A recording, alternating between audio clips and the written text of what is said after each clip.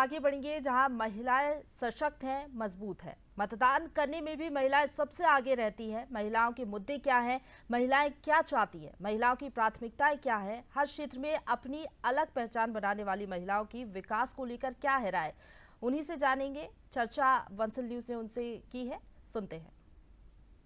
सरकार बनाने में महिलाओं की भूमिका सबसे ज़्यादा महत्वपूर्ण है और महिला सबसे ज़्यादा घरों से बाहर निकलती है मतदान करने में। लेकिन आज आप देखेंगे कि हमारे फ्रेम में बहुत सारी ब्यूटीफुल लेडीज़ हैं जो सबसे अपील करने वाली हैं कि मतदान करें। लेकिन उनसे पहले हम ये भी जानेंगे कि आखिर उनके मुद्दे क्या हैं, वो क्या सोचती हैं प्रत्याशियों को लेकर और क्या चाहती हैं कि किस तरीके से विकास होना चाहिए। इस वक्त हमारे साथ बहुत सारी जो लेडीज़ हैं उन्हीं से बात करेंगे। घर भी चलाती हैं आप, वर्किंग वुमेंस भी हैं, बहुत सारी प्रॉब्लम्स भी आप फेस करती होंगी। एक महिला होने के नाते क्या उम्मीदें हैं आपकी गवर्नमेंट से, कैंडिडेट से क्या उम्मीदें हैं, क्या चाहती हैं आप? देखिए, महिलाएं जो है वो 50% पॉपुलेशन का हिस्सा हैं और मुझे लगता है उनमें बहुत पावर है डेमोक्रेसी में, गवर्नमेंट्स चेंज करने का या एक प्रोडक्टिव और पॉजिटिव चेंज लाने का। तो हमारी कोई डिफरेंट मांगे नहीं हैं। It's very genuine and it's very general in terms of human beings. मतलब अगर हम इंसान हैं तो हमें क्या चाहिए? रोटी कपड़ा मकान। It has to be provided with utmost dignity, आसानी से चीज़ें अवेलेबल हों। ट्रैफिक्स क्योंकि आपने कहा हम महिलाएं जो वर्किंग वुमेन हैं, तो हमारा समय भोपाल मध्य प्रदेश में ट्रैफिक जैम्स में बहुत निकलता है और जैम नहीं होंगे अगर हम रोड सेफ्टी रूल्स को फॉलो करेंगे। तो मैं चाहती हूँ कि उस पर काम ज़रूर होना चाहिए क्योंकि हम लोग बहुत एफिशिएंट हो जाएंगे।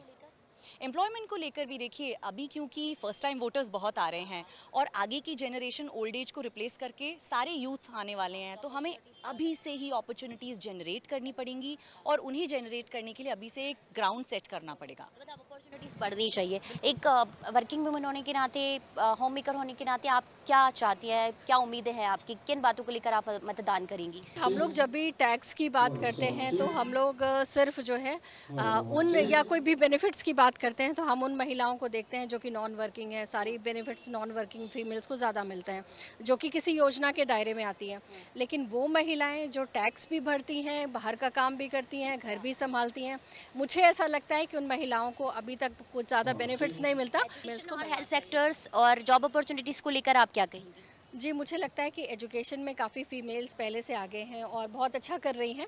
हेल्थ सेक्टर में इंफ्रा पर जोर देने की बात है कि अभी भी हमारा हेल्थ सेक्टर अगर हम देखें तो पुअर है, एजुकेशन सेक्टर हम देखें तो थोड़ा पुअर है। तो मुझे लगता है कि ऐसी सरकार होनी चाहिए जो हमारे health sector, because health sector और एजुकेशन सेक्टर किसी भी देश की बैकबोन होते हैं, तो मुझे लगता है उस पे फोकस होना चाहिए। आपको क्या लग रहा है कि कितनी तस्वीर बदली है देश की और फिर मध्य प्रदेश में कितना विकास हुआ है? देखो, विकास तो मॉडर्नाइजेशन आ रहा है तो विकास अपने दौर से हो रहा है, लेकिन जिस स्पीड में होना चाहिए था मुझे लगता है हम अभी भी पीछे ही हैं उस स्पीड के दौरान। अगर हम देखें तो महंगाई जिस तरह से बढ़ रही, तो महंगाई को कंपनसेट सिर्फ और सिर्फ एक अच्छी जॉब, एक अच्छी कंपनी, एक अच्छा एम्प्लॉयमेंट ही कर सकता है। अपॉर्चुनिटीज़ होनी चाहिए। तो अगर आज हम देखें मध्य प्रदेश में कोई भी बड़ी कंपनीज हमें दिखती नहीं है और अभी जो नया यूथ है वो तो बहुत वेल क्वालिफाइड यूथ है हमारे पास। तो उनके लिए हमारे पास क्या है? उनके लिए हमारे पास ऑप्शन है कि वो शहर छोड़ के मेट्रो सिटीज़ की तरफ चले जाते हैं। तो इससे बेटर है कि हम यहाँ पे अच्छा रोज़गार लेकर आएँ तो हमारे को महंगाई के बारे में ज़्यादा सोचना भी ना पड़े कि महंगाई अगर किसी दर पे बढ़ रही है तो कंपनसेट भी तो हो उसके लिए। सो कंपनसेशन कुछ नहीं है मेरे हिसाब से। आप एक महिला होने के नाते क्या सोचती हैं, कौन सी प्रॉब्लम्स को आप फेस करती हैं और क्या चाहती हैं, किन मुद्दों को लेकर आप वोट करेंगी? मैं चाहूँगी कि फ़ाइनेंशियल लिटरेसी को हमें बढ़ावा देना चाहिए क्योंकि प्रधानमंत्री जी जो जितनी भी योजनाएं लाते हैं महिलाएं समझ ही नहीं पाती हैं कि क्या है और उस पर हमें ज़्यादा ध्यान देने की ज़रूरत है। अगर हम जान पाएंगे कि फ़ाइनेंशियल लिटरेसी है क्या तो हम उसका फ़ायदा भी उठा सकते हैं। जी बिल्कुल, मेरे हिसाब से उसमें बहुत ज़्यादा अवेयरनेस की आवश्यकता है।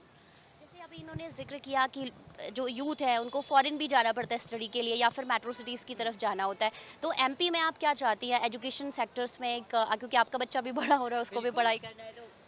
देखिए, मैंने यहाँ नोटिस किया है वापस आके, मैं मध्य प्रदेश की ही पैदाइश हूँ, लेकिन मैंने सारी दुनिया घूमने के बाद ये नोटिस किया है कि हम लोग टेक्निकली बहुत अच्छे हैं जो यूथ हैं, लेकिन जब बॉडी लैंग्वेज की बात आती है, कॉन्फिडेंस की बात आती है, कम्युनिकेशन स्किल्स की बात आती है, हाँ, तो वो जो सॉफ्ट स्किल सेट्स हैं वो कहीं ना कहीं मिसिंग हैं। और जब वो मेट्रो सिटीज़ या फॉरेन जाके फेस करते हैं तो टेक्निकलिटी के बेसिस पे वो प्रमोट नहीं हो पाते हैं। सिर्फ उनका एक इंटरपर्सनल स्किल्स, लोगों से बातचीत करने का तरीका भी बहुत आना चाहिए। तो एजुकेशन सेक्टर में सबसे पहले हमें एक वर्टिकल लाना चाहिए जिसमें एक बच्चे की ओवरऑल पर्सनालिटी को डेवलप किया जाए। शुरुआत से आपको लग रहा है कि बेसिक जब बच्चे बड़े होते हैं उससे स्टार्टिंग होनी चाहिए? बिल्कुल बिल्कुल, ये सारी चीज़ें एक दिन में नहीं सीखी जाती हैं, ये एक हैबिट होती है जो फॉर्म होती है। और जैसा कि सिमरन ने कहा, जो कि मिसेस सेंट्रल इंडिया कर्वी रह चुकी हैं, उन्होंने कहा कि यहाँ पर अपॉर्चुनिटीज़ की कमी है इन टर्म्स ऑफ कॉरपोरेट। तो अगर बड़ी ब्रांड्स, बड़ी कंपनीज़ यहाँ आ जाएंगी तो यहाँ का जो यूथ है जो कि इतना गुणवान है, उसे बाहर जाने की ज़रूरत नहीं पड़ेगी। तो आप चाहती हैं कि जो कॉरपोरेट सेक्टर्स है, मतलब यहाँ पर अभी बहुत संख्या में आए नहीं है, खास करके एमपी की बात करें, भोपाल में, तो आने चाहिए?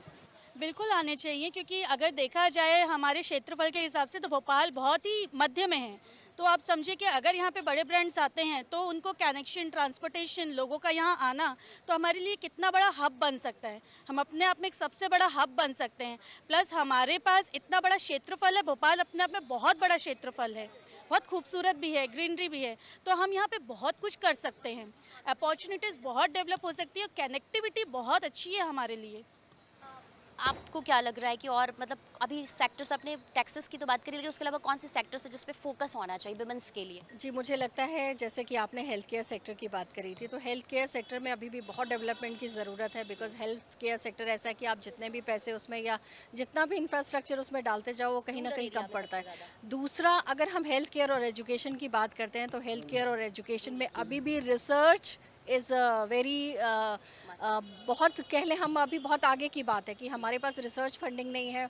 गवर्नमेंट कभी रिसर्च फंडिंग पे ध्यान नहीं देती। अगर कोई ऐसी स्कीम्स आ भी रही हैं जिसमें रिसर्च फंडिंग है तो वो बहुत स्मॉल है। तो मुझे लगता है कि रिसर्च किसी भी हेल्थ केयर सेक्टर या एजुकेशन सेक्टर की बैकबोन होती है। तो रिसर्च पे जो फंडिंग है उसको इंक्रीज़ किया जाना चाहिए, रिसर्च को बढ़ावा देना चाहिए, ताकि हमारे जो यूथ हैं और हमारे जो साइंटिस्ट हैं वो नई नई टेक्नोलॉजीज़ को ला सकें और हम लोग उसको यूज़ कर सकें। तो I think research is the key. आप दोनों लोगों से क्या अपील करना चाहेंगी? मतदान को लेकर घरों से निकलें और मतदान ज़रूर करें। बिल्कुल, मैं मध्य प्रदेश के लिए, रेणु जी और मैं इस बार स्वीप आइकॉन्स हैं, यानी कि हमें ये लिटरेसी फैलानी है कि आप लोग भारी मात्रा में आकर मतदान करें। और ये हम सबको पता है कि वोटिंग करनी चाहिए, लेकिन हमें ये नहीं पता कि नहीं करने से क्या होगा। इट्स वेरी सिंपल, अगर हम चेंज चाहते हैं तो हमें उस चेंज का पार्ट बनना पड़ेगा। 7 तारीख को आप लोग बाहर निकलें। जनता प्लीज़, 7 तारीख को आप लोगों को छुट्टी मिली है, प्लीज़ सुबह निकलें, पहले मतदान करें, उसके बाद ही जलपान करें।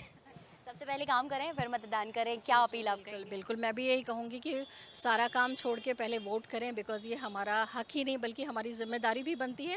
आप क्या कहना चाहेंगे? सबसे पहले निकलें और वोट करें, बाकी सारे काम बाद में करें।